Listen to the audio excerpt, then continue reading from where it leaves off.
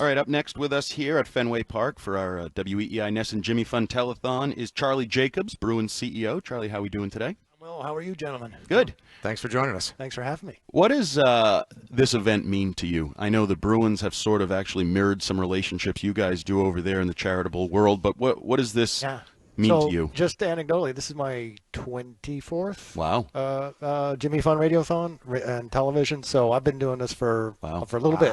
Yeah. And you don't look old enough for that. Yeah. Well, thank you. A handsome guy like yourself coming in with jeans on clouds and a nice little blazer right there. Very contemporary. I love it. You start at the age of 3 or something? That's pretty impressive. Yes, I did. In fact, I did at the age of 3. No, it's listen, this is I was just speaking with someone about what makes Boston so special, and it's the fact that all of our major league sports teams, they rally around wonderful, worthy causes like this one, and why we're here today. So it's my pleasure and honor to be here, frankly, to be party to this. You know, we're the city of champions, obviously, and you know, 13 championships since the year 2000. But also, when we say city of champions, I think it goes much further beyond the sports world. Like, you know, Boston with some of the best secondary education in the world, in Boston with, dare I say, some of the best, if not the best, medical care in the world. That's right. Like it's the whole rising tides mentality of Boston, and I'm so glad to see that the Bruins support it. So, of course, absolutely. I'm here to make a donation. So we should get right down to business. Absolutely. Oh, hey, we're ready, baby. I was gonna buy you a drink first. Jeez. No, I'm a much easier date than that. I'd like to make, on behalf of the Boston Bruins Foundation, I'd like to make a donation of $25,000. Wow. Awesome. Thank you so much. We really appreciate that. That's because we're chasing a matching donation, I which heard, is important. Rob Hale. Rob Hale's got $1 million. If we can get to $1 million, it immediately turns into $2 million, and we all love to double our money in this world, right? I don't want to have to do something like get taped to a goalpost and have people shoot pucks at me for $50,000 later on to get to that $1 million. Oh, that's an option. I didn't know that. Oh, everything's on to get to $1 million to benefit the good cause. Everything's on the table. Can we pull Zdeno Chara out of retirement? So, obviously a big off season for the Bruins. We're kind of ahead of the curve. We're looking at Mike Vrabel and the Patriots and a new culture and a new coach.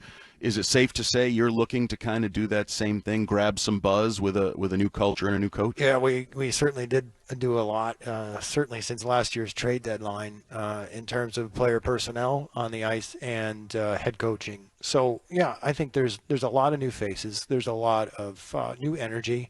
And frankly, you know, we needed to change the energy from last year. We owed our fan base a lot more than what we showed last year, and it was time for us to roll up our sleeves and get to work on a remake, frankly. And I think that you'll see that in October. So how's the Sturm era going so far, and what should fans look forward to or expect from this next generation of the Bruins? So Marco is incredible. He is quite a communicator, and he's a passionate communicator. And he has the experience of playing under a lot of very system-oriented coaches while he was a player, and he will tell you about his journey to sort of why he's here today as a National Hockey League head coach, what it took. He knew, or at least he had a pretty good idea of what it was going to take in terms for him to skill up enough to be able to, sort of step on that bench and lead a team at a National Hockey League level. And it's quite a journey, and it's quite a story. And I think he's going to be. I think all of us can be pleasantly surprised by what we see on the ice. Charlie Jacobs, CEO of the Bruins, joining us here on WEEI Afternoons. I know there's been a lot of discussion as to what this is being called or how to describe it. As a retool, a rebuild, a tear down, and different things.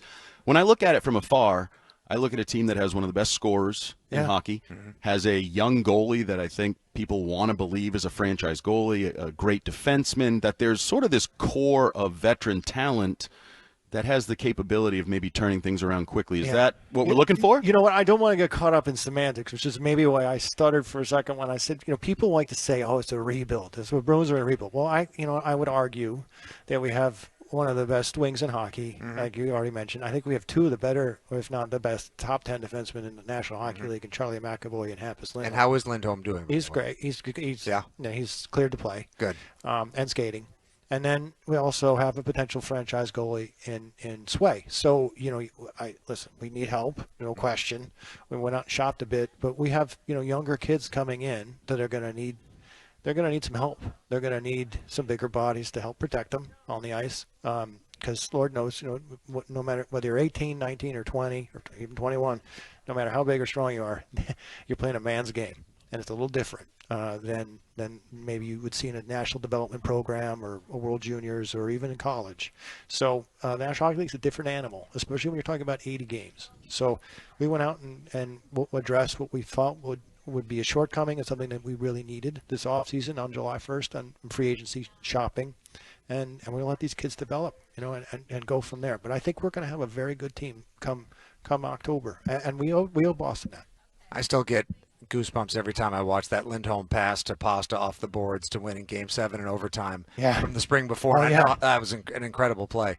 And I know then you run into Florida. I still think that Bruins-Panthers might be the city's best rivalry right now.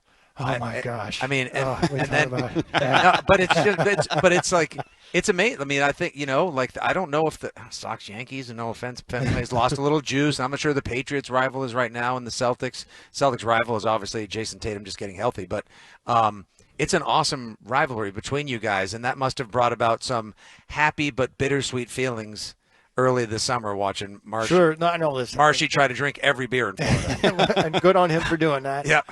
Marsh, a great guy. Wish him well. It was. I wish a player like that. And by the way, I was at the draft table in 2006 when we took Marsh, and saw him play in the American League, and I've seen his journey, and it's an incredible one for a player his size and his charisma. To do and accomplish what he has and to win a Stanley Cup like he did this past June, kudos to him. I have nothing but high regards, and good on him. I think, I believe he may have another one in him. Who knows? Charlie, before we let you go, we need to thank you again. $25,000 donation, very generous, from the Bruins Foundation.